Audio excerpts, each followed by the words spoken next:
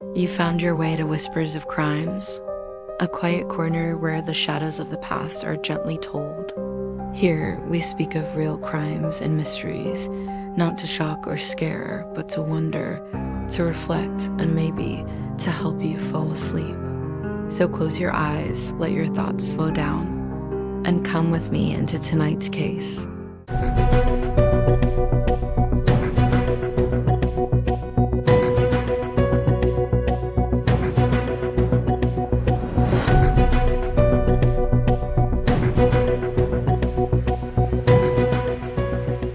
For over 4 decades, women across America were disappearing, vanishing without a trace. Their names barely made headlines. Their cases were forgotten, and the killer? He was hiding in plain sight.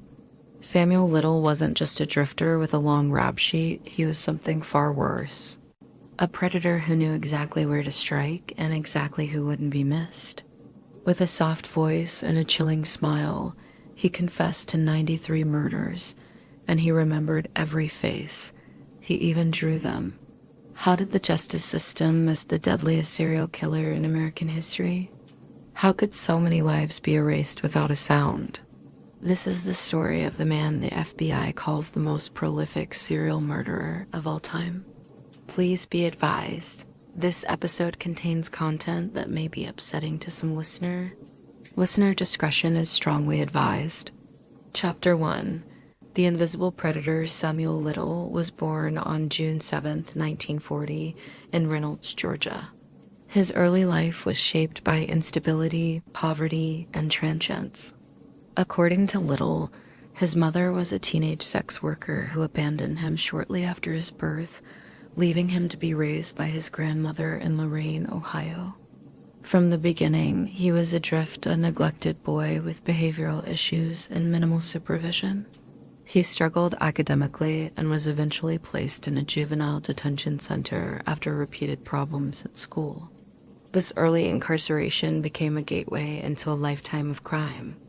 Throughout his teenage years and into adulthood, Little lived a nomadic lifestyle, drifting from state to state, often relying on petty theft, burglary, and shoplifting to survive. He was also a trained boxer, a skill that would become disturbingly relevant later in life. His arrest record, spanning from the 1950s onward, included over 90 offenses across nearly 2 dozen states, charges ranging from assault and attempted rape to armed robbery. Yet, despite the volume of his crimes, Little frequently slipped through the cracks of the justice system. Charges were dropped, convictions were overturned, or he served minimal sentences. This revolving door of arrests without long-term consequences gave Little a sense of impunity. He realized that certain victims, especially poor, marginalized women, received little attention from authorities. It was a systemic blind spot, and he exploited it masterfully. He intentionally targeted individuals who are vulnerable and less likely to be missed or investigated thoroughly. Over time, Samuel Little weaponized society's indifference. Chapter 2. A pattern across a nation. Between 1970 and 2005, women were vanishing in towns and cities from California to Florida, from Ohio to Mississippi. These women often came from society's margins: Black women, drug users, sex workers, the homeless, the mentally ill. The pattern was there, but no one could see it. Each case was investigated in isolation, in different jurisdictions, under varying degrees of urgency and attention. There was no national database to connect these killings, no centralized intelligence sharing between departments. Most victims were strangled, a method of murder that left few forensic traces, especially in an era before advanced DNA technology. In many cases, the cause of death was misclassified as a drug overdose, accidental injury, or natural causes. Even in cases where foul play was suspected, the absence of fingerprints, semen, or murder weapons meant detectives had little to go on. Furthermore, the bodies were often left in remote or abandoned areas, sometimes never discovered at all. Little adapted to each location. He operated under multiple aliases, used different cars, and knew how to charm his way out of suspicion. His transient lifestyle allowed him to avoid detection. He would often spend only a few days in a town before moving on, taking with him the memory of another faceless victim and leaving behind a trail of cold cases. Because his victims were often seen as less than, their deaths were not always prioritized. Many cases lacked media coverage, and some families didn't even report their loved ones missing, either out of fear, stigma, or mistrust in the police.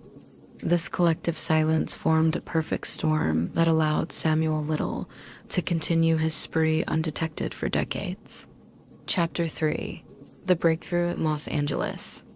Everything began to unravel in 2012. By then, Samuel Little was in his 70s, homeless and in failing health. He was arrested at a homeless shelter in Louisville, Kentucky, on an outstanding narcotics warrant from Los Angeles. It was supposed to be a routine arrest. What investigators didn't realize at the time was that this man sitting in a wheelchair, soft-spoken and frail, was the most prolific serial killer in U.S. history. As part of standard procedure, his DNA was submitted to the National Combined DNA Index System. The results were shocking. His DNA matched 3 unsolved murder cases in Los Angeles from the late 1980s. All 3 women had been strangled and dumped in secluded areas. Suddenly, an old man with a long rap sheet was at the center of 3 long cold homicide investigations. Los Angeles detectives reopened the cases. Survivors who had escaped Little's grasp in the 1980s came forward. Their stories were chillingly similar. He would pick them up, assault them, strangle them into unconsciousness, and leave them for dead. One woman, left naked in an alley, survived long enough to eventually testify against him. The evidence was overwhelming. In 2014, Samuel Little was convicted on all 3 murder counts. He received 3 consecutive life sentences without the possibility of parole. For most, the story would have ended there. But in Little's case, his conviction was merely the door that opened a much larger and darker chapter. Chapter 4: Confessions from a Dying Man. In 2018, a Texas Ranger named James Holland visited Little in prison. Holland, a seasoned investigator, had a hunch that the Los Angeles murders were only part of a larger story. Little, now in his late 70s and confined to a wheelchair, agreed to talk. The conversations that followed would redefine the scope of American criminal history. Little confessed to 93 murders over a span of 35 years. These were not vague or coerced statements. His memory was shockingly vivid. He recalled where each woman was picked up, what they wore, what they looked like, how they died. He described neighborhoods, car models, street names, details that matched old case files investigators had long forgotten. Even more disturbing, Little began drawing portraits of his victims from memory, dozens of hand-drawn images of black women, Latinas, white women, some smiling, some solemn. These portraits weren't artistic interpretations. They were reconstructions of real women, rendered from the mind of a killer who remembered every single face. The FBI and local police departments around the country began matching his confessions to unsolved cases. Over the next 2 years, more than 60 of his confessions were confirmed with supporting evidence. The remaining cases are still under review, hindered by decades-old records, missing reports, and unidentified remains. Chapter 5: Victims in the Shadows. What distinguished Samuel Little's killing spree from other serial murder cases was not just the scale, but the profile of his victims. He did not hunt in affluent neighborhoods or target individuals with influential families or high media visibility. Instead, he chose women he believed no one would care about. And for a time, he was right. These were women trapped by addiction, homelessness, mental illness, or poverty. Many were sex workers or had criminal records of their own. Their deaths were not headlines, they were footnotes. Some weren't even classified as homicides. while others were buried in the backlog of cold case files with no witnesses and no leads. Little understood that the system failed certain people. He manipulated that failure. In interviews, he openly stated that police wouldn't chase his cases too hard. He avoided forensic evidence and targeted the forgotten. He weaponized neglect. And yet, his victims had lives. They had families, children, stories, many of which were erased until his confessions gave them voice. With the help of FBI forensic artists and public outreach, several of the unidentified women have since been named. Still, as of today, many remain nameless, and several cases remain open.